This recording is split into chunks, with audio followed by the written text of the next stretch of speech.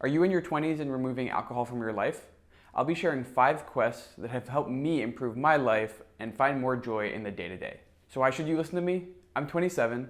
I used to be my friend's go-to mixologist and party guy, and I've been alcohol-free for over a year, navigating all the complex social dynamics that come with making that decision in your 20s. Now I'm on a growth journey every day and looking to just share what I've learned to help other people along the way. Now, before I jump into the 5 quests, some people will say that you can do them all even if you are drinking.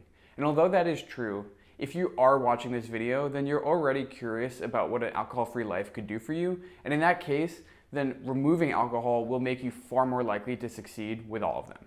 Quest number 1 is to challenge yourself physically. Now, this could take a variety of forms depending on who you are, what your interests are, and what your baseline fitness level is. So it could be anything as simple as just starting to go to the gym or walking or running every day, all the way to something like a marathon or an Ironman or a bigger challenge. Different people have different reasons for going alcohol-free, but one thing that aligns most people is that they want to do it for their health because they know that alcohol is bad for them. And so naturally, a progression on that decision is to do other things that are good for your health too, including something like fitness.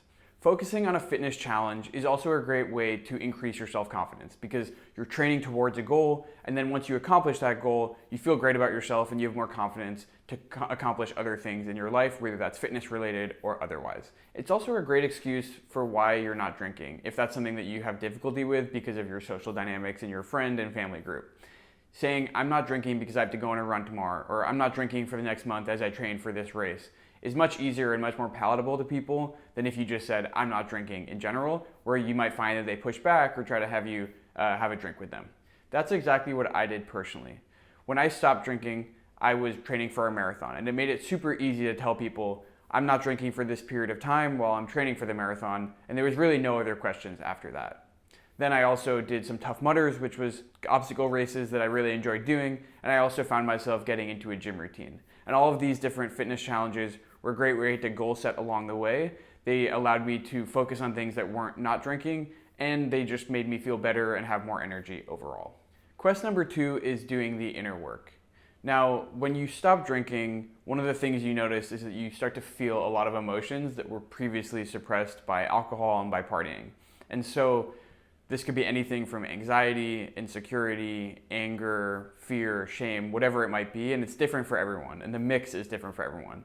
But it's important to start to acknowledge, become aware of, and work through these emotions. There are a lot of ways you can go about this, including therapy, doing reading, meditating, looking inwards in other ways, and all of these are valid and valuable, depending on how intense those emotions are or what they're derived from. You might require different levels of intervention. And personally, I did a lot of reading, I went to therapy, and I really found that without alcohol being in my system, it gave me this awareness of different feelings and how to then navigate and tackle them. That's why this is quest number 2. I think it's a lot to dive in first. So once you've made the decision to stop drinking and then you start to challenge yourself physically, get more energy from doing that, it gives you a nice foundation to be able to start looking inwards and working on yourself there.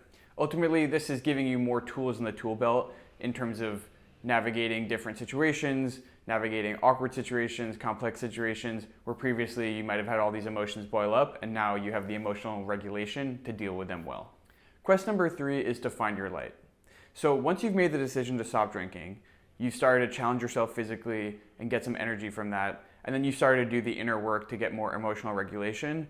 You find that you have this void of space that you used to fill your time with drinking and partying and things like that, but now you don't know what you want to do with that time. And that's totally normal, and I think that that's something that a lot of people, including myself, faced. And so quest number 3 is to find your light and find things that light you up and give you that life spark. For some people, it's looking at what you might have done as a child that you stopped doing along the way. For some people, it's just trying things that you've always thought you wanted to try. For other people, it's just really diving deeper into the hobbies that they already have. In addition to finding other hobbies and activities you like to do, I think it's important to try creating, not just consuming. In our modern world, we sit on social media and Netflix and all these other things where we're just consuming every day, but it's important to try your hand at creating and seeing how that can light you up. Not everyone's a creative in the natural sense, but I think creating gives you a sense of purpose that is really interesting as well. And hand in hand with that, you need to make sure that you're not letting other people's opinions define you, and you can't be afraid of others' opinions of what you're doing. So for me, when I stopped drinking, I definitely felt like there was a void where I didn't know what to do with myself. What used to be filled with drinks and parties was now kind of this open space. And so I tried forgetting what other people would think about me, and I just tried doing things that I hadn't done in a long time, or that I really had wanted to do in a long time and had just never taken that leap to do. Quest number 4 is about nourishing your people. So the first 3 quests were very self-focused in terms of a physical challenge, doing the inner work, and finding what lights you up. And naturally that was to make sure that you are happy being you, because you're the only person that you can be with all the time. But now we're looking at the external, so nourishing the people. So whether it's you, your girlfriend, your boyfriend, your partner, or your family, your parents, your siblings, best friends, good friends, all of these people in your circle that need your nourishment. And I mean that in the sense of, you want to be generous with them, you want to give them time of day, you want to develop and nourish the relationships you have with them. I think nowadays, especially with social media, we feel like we're closer to people than we are.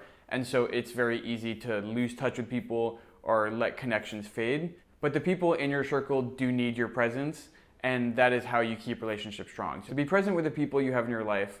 Try to give to others with generosity and an abundance mindset. And then also spark up relationships with people that maybe you haven't talked to in a long time. Personally, I had done this where there was a few people I'd thought about who, I hadn't talked to in a few years. I reached out and had some really great conversations and kind of re-sparked those relationships, and it was really valuable to me. And I also focused my time on strengthening the relationship I had with my fiance and texting other people when like an old photo would pop up on my phone, or I'd see something that made me think of somebody. Instead of just having the thought, I would take the extra 5 seconds to just send that person a text or forward the image to them, and it would just spark a little conversation. And then quest number 5, which is the final one, is to expand your circle. You might find when you stop drinking that there are people in your life that were just drinking buddies who fade away. And that's totally fine, it's totally normal. As you grow into this next phase of life, then there will be people who phase out of it. So do an analysis of the people you have in your life. There might be certain people who fulfill certain needs of yours, and there might be areas where you need filling, people to do certain hobbies with, or things like that. Once you've identified where those gaps are, go and find people, go make new friends, go to places and be in environments and situations where you will meet those people. Obviously, you're not going to make new friends at a bar realistically if you're alcohol free, but if you want to go on a run with somebody, go to a run club. If you want to do video games, find an online community of people who play the same video game as you. You have to put yourself out there and be okay with rejection, but once you do and you actually make some new friends, then not only are you nourishing yourself and the people that you already know, but now you're getting and expanding your circle in a way that's really important and really rewarding as well. One way that I love to do this is through compliments. If you think a compliment in your head, like, I love that hat or I love that shirt, when you're walking in the street, then just say it out loud. Sometimes you'll get people who give you a weird look or don't say anything, but most times people will smile and appreciate it, and you might even make their day. Sometimes this leads to further conversations, and you can maybe make a new friend. If you can successfully accomplish all 5 of these quests, your life will be transformed from what it was before. And the best part is that it's never really over. You can continue on these paths every single day. Just like choosing to be alcohol free is a choice that you have to make every single day, these quests are all things you have to work on every day. So if you've recently gone alcohol free or are considering going alcohol free, then start with a physical challenge. I know it's worked for me and it's worked for a lot of other people out there. Then, once you've done the physical challenge, start looking inwards. Look at yourself and your emotional regulation and what lights you up inside. And once you've done that and you're happy with yourself, then start looking at others, nourish the people in your circle, and then expand your circle and meet new friends. You obviously don't want to neglect anyone along the way, but I think this path is a really natural one that a lot of people find. You start physical, you go mental, and then you start going social at the end. And I think if you can do this, it's a really powerful transformation. So if this video is helpful to you, hit the subscribe button and I'll see you on the next one.